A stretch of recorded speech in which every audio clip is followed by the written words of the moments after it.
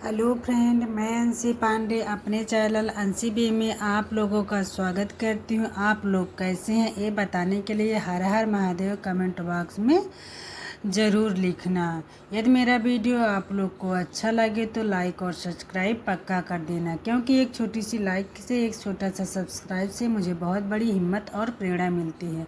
आज हम आप लोग को इसमें बताएंगे हरतालिका तीज व्रत की कथा। चलो अब मैं शुरू कर लेती हूँ हरतालिका तीज व्रत कथा। पूजा करने के बाद कथा सुनते थे श्री सूत जी कहे कि मदार की माला से जिन पार्वती के केस पास अलंकृत हैं और मुंडों की माला से जिन शिव जी की जटा अलंकृत है, जो पार्वती जी दिव्य वस्त्र धारण की हैं और जो शिव जी बैठी हुई थी, पार्वती जी कहती है परमेश्वर हमें कोई गुप्त व्रत या पूजन बताइए जो सब धर्मों में सरस हो, जिसमें परिश्रम भी कम करना पड़े लेकिन फल अधिक मिले। हे नाथ, यदि आप हम मुझ पर प्रसन्न हो तो वह विधान मुझे बताइए। हे प्रभु, किस तप व्रत या दान से आदि मध्य और अंतर रहित आप जैसे महाप्रभु हमको प्राप्त हुए हैं। शिव जी बोले, हे देवी सुनो, मैं तुमको ये उत्तम व्रत जो मेरा सर्वस्व और छिपाने योग्य है, लेकिन तुम्हारे प्रेम से वशीभूत होकर मैं तुम्हें बतलाता हूँ। जैसे नक्षत्रों में चंद्रमा, ग्रहों में सूर्य, वड़ों में ब्राह्मण, देवताओं में विष्णु भगवान, सब पुराण और स्मृतियों में जिस तरह कहा गया है, मैं तुम्हें प्राचीन व्रत बतलाता हूँ। तुम एकाग्र मन से सुनो। जिस व्रत के प्रभाव से तुमने मेरा मध्यासन प्राप्त किया है वह मैं तुमको बतलाऊंगा, क्योंकि तुम मेरी प्रेयसी हो। भाद्र पद मास में हस्त नक्षत्र से युक्त शुक्ल पक्ष तृतीया तिथि को उसका अनुष्ठान मात्र करने से स्त्रियां सब पापों से मुक्त हो जाती हैं। हे देवी, तुमने आज के बहुत दिनों पहले हिमालय पर्वत से व्रत को किया था, यह वृत्तांत मैं तुमसे कहूँगा। पार्वती जी ने कहा, हे नाथ, मैंने क्यों यह व्रत किया था यह सब आपके मुख से सुनना चाहती हूँ। शिव जी कहते हैं कि भारत में उत्तर की ओर एक बड़ा रमणीय और पर्वतों में श्रेष्ठ हिमवान नामक पर्वत है। उसके आसपास तरह तरह की भूमियां हैं, तरह तरह के वृक्ष पर लगे हुए हैं, नाना प्रकार के पक्षी और अनेक प्रकार के पशु उस पर निवास करते हैं। यहाँ पहुंचकर गंधर्वों के साथ बहुत से देवता, सिद्ध, चारण और पक्षीगण सर्वथा प्रसन्न से विचरते हैं। यहाँ पहुंचकर गंधर्व गाते हैं, अप्सराएं नाचती हैं। उस पतराज के कितने ही शिखर हैं ऐसे जिनमें स्फटिक, रत्न और वैदीय मण आदि की खानें भरी हैं।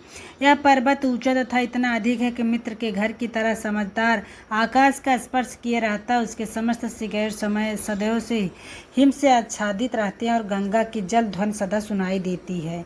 हे पार्वती, तुमने बाल्यकाल में उसी पर्वत पर तपस्या की थी। 12 वर्ष तक तुम उल्टी टंग कर केवल धुआं पीकर रही, 64 वर्ष तक सूखे पत्ते खाकर रही। माघ मास में तुम जल में बैठी रहती और बैसाख की दोपहरियों में पंचाग्नि तापती। श्रवण के महीने में जल बरसता रहता, तुम भूखी प्यासी रहकर मैदान में बैठी रहती। तुम्हारे पिता इस तरह के कष्ट सहन को देखकर बड़े दुखी हुए।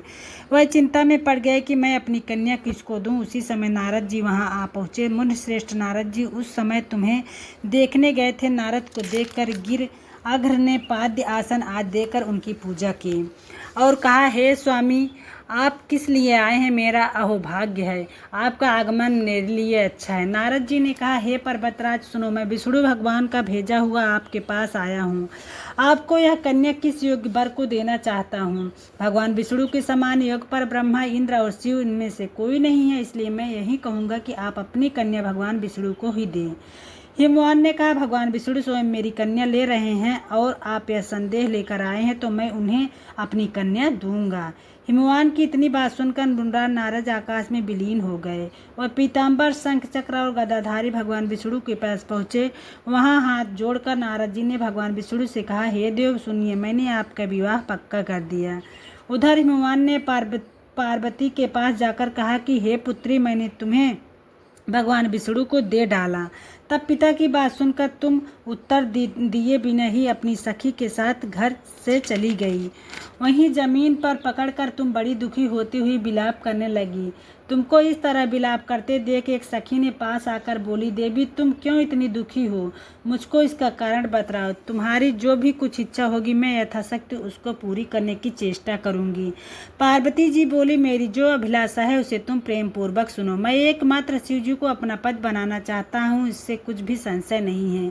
मेरे इस विचार को पिताजी ने ठुकरा दिया। इसमें से अपनी शरीर को त्याग दूंगी। पार्वती की इस बात को सुनकर सखियों ने कहा कि शरीर का त्याग कर चलो, किसी ऐसे वन में चले जहाँ पिता को पता न चले। ऐसी सलाह कर तुम ऐसे वन में जा पहुंची। उधर तुम्हारे पिता घर घर में दुख तुम्हें खोजने लगे। दूतों द्वारा खबर लेने लगे कि कौन देवता, दानव या किन्नर मेरी पुत्री को हर ले गया। उन्होंने मन ही मन कहा, मैं नारद जी के आगे प्रतिज्ञा कर चुका हूँ कि अपनी पुत्री भगवान विष्णु को दूंगा। ऐसा सोचते सोचते हिमवान मूर्छित हो गए।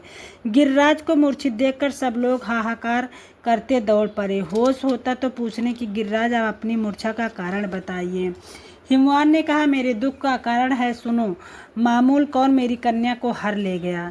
मालूम नहीं ऐसा कोई मेरी कन्या को हर ले गया। ऐसा नहीं हुआ जिसे किसी काले सांप ने काट लिया हो या सिंह वाघ खा गए हो। हाय हाय, मेरी बेटी कहाँ गई? किस दुष्ट ने मेरी पुत्री को मार डाला? ऐसा कह के वायु के झोंक से कांपते हुए वृक्ष के समान कांपने लगे। इसके बाद हिमवान तुम्हें बन बन खोजने लगे। वह बन भी सिंह, भालू आदि हिंसक जंतुओं से बड़ा भयानक हो रहा था। तुम भी अपनी सखी के साथ उस भयानक वन में चलती चलती एक ऐसे जगह जहाँ पहुंची, एक नदी बह रही थी। उसके रमणीय तट पर एक बड़ी बड़ी सिकंदरा थी। तुमने उस सिकंदरा आश्रय लिया और मेरी एक भालुकामयी प्रतिमा बनाकर अपनी सखी के साथ निराहार रहकर मेरी आराधना करने लगी। जब भाद्र शुक्ल पक्ष के हस्तयुक्त तृतीया प्राप्त हुई तब तुमने मेरी विधिवत पूजा किया। रात भर जागकर गीत व अध्यात्म से मुझे प्रसन्न करने में बिताया। उस व्रतराज के प्रभाव से मेरा आसन डगमगा उठा, जिससे मैं तत्काल उस स्थान पर जा पहुंचा जहां की तुम अपनी सखी के साथ रहती थी। वहां पहुंचकर मैंने तुमसे कहा कि तुम बोलो क्या चाहती हो। तुमने कहा, मेरे देवता, यदि आप मेरे ऊपर प्रसन्न हो तो मेरे पति बने। मेरे तथास्तु कहकर कैलाश पर्वत तो पसावने पर तुमने वह प्रतिमा नदी में प्रवाहित कर दी और सखी के साथ इस महापर्व का पारण किया। मैं हिमवान भी तब तक उस वन में तुम्हें खोजते आ पहुँचे। चारों दिशाओं में तुम्हारी खोज करते करते व्याकुल हो चुके थे, इसलिए तुम्हारे आश्रम के समीप पहुँचते ही गिर पड़े। थोड़ी देर के बाद उन्होंने नदी के तट पर दो कन्याएं देखी। देखते ही उन्होंने तुम्हें छाती से लगा लिया और बिलख कर रोने लगे।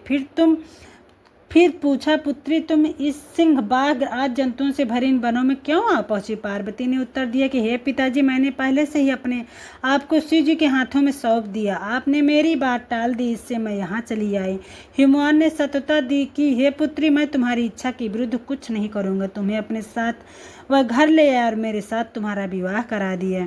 इसी से तुमने मेरा अर्धासन पाया है। तब से आज तक किसी के सामने यह व्रत कहने का अवसर नहीं प्राप्त हुआ। हे देवी, यह बतलाता हूँ कि इस व्रत का हरतालिका नाम क्यों पड़ा? तुमने सखिया हर ले गई थी, इसी से हरतालिका नाम पड़ा। इस पर पार्वती ने कहा, हे प्रभु, आपने नाम तो बताया, आप विधि भी बताइए, इसका क्या पुण्य है और क्या फल है? इस प्रकार व्रत कौन करे? श्री शिव जी पार्वती जी से कहते हैं कि हे देवी, मैं स्त्री जात की भलाई के लिए यह उत्तम व्रत बतलाता हूँ। जो स्त्री अपने सौभाग्य की रक्षा करना चाहती है वह यत्न पूर्वक इस व्रत को करे। पहले कदली के खंभे आज सुशोभित एक सुंदर मंडप बनाए। उसमें रंग बिरंग के रेशमी कपड़ों से चंदवा लगाकर चंदन आज सुगंधित द्रव्यों से वह मंडप बिलापे। फिर शंख, मेरी मृदंग आदि बजाते हुए बहुत से लोग एकत्रित होकर तरह तरह के मंगलाचार करते हुए उस मंडप में पार्वती तथा शिव जी की प्रतिमा स्थापित करें। उस रोज दिन भर उपवास कर बहुत से सुगंधित फूल, गंध और मनोहर धूप, नाना प्रकार के नैवेद्य आदि एकत्र कर मेरी पूजा करें और रात भर जागरण करें। ऊपर जो वस्तुएं गिनाई गई है उनके सिवा नारियल, सुपारी, नींबू, लौंग, अनार, नारंगी आदि जो जो फल प्राप्त हो उन्हें इकट्ठा कर लें। उस ऋतु में जो फल मिल सके उन्हें विशेष कर रखें। फिर धूप दीपाद के द्वारा निम्नलिखित मंत्रों का उच्चारण करते हुए इसके बाद शिवाय, शिव रूपाणाय, यहाँ से लेकर प्रसन्नता भव पार्वती तक के मंत्रों का उच्चारण करता हुआ पूजन करें। इनका अर्थ इस प्रकार है, हे शिव, शिव रूपणी, हे मंगले, सब अंशों को देने वाली, हे देवी, हे शिव रूपे आपको नमस्कार, हे शिव रूपे आपको नमस्कार, हे शिव सदा के लिए नमस्कार, हे ब्रह्माणी आपको नमस्कार, हे जगन्धात्री आपको नमस्कार, सिंह वाहिनी संसार के भय से भयभीत मुझ दिन की रक्षा करो। इस कामना की पूर्ति के लिए मैंने आपकी पूजा की है। हे पार्वती, मुझे राज्य और सौभाग्य दे, मुझ पर प्रसन्न हो। इन्हीं मंत्रों से पार्वती तथा शिव जी की पूजा करें।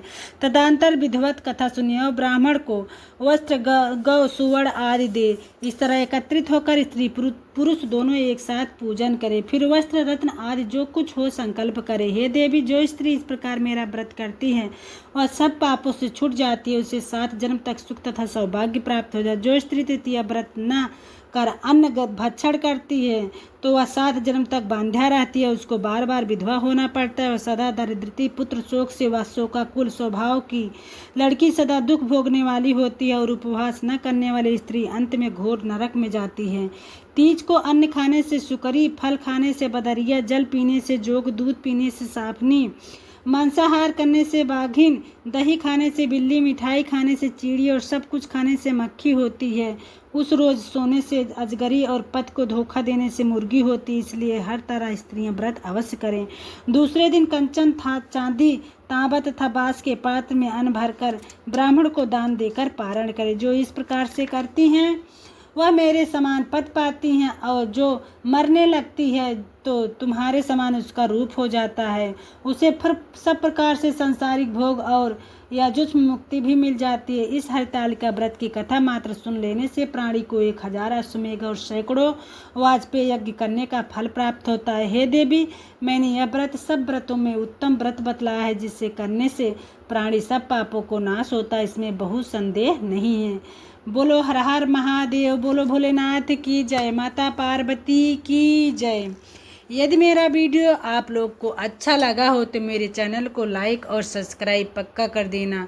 एक छोटी सी लाइक से, एक छोटा सा सब्सक्राइब से मुझे बहुत बड़ी हिम्मत और प्रेरणा मिलती है। आप जहाँ भी रहिए सदा खुश रहिए, हरदम मुस्कुराते रहिए। अब मैं मिलूँगी अगले वीडियो में, तब तक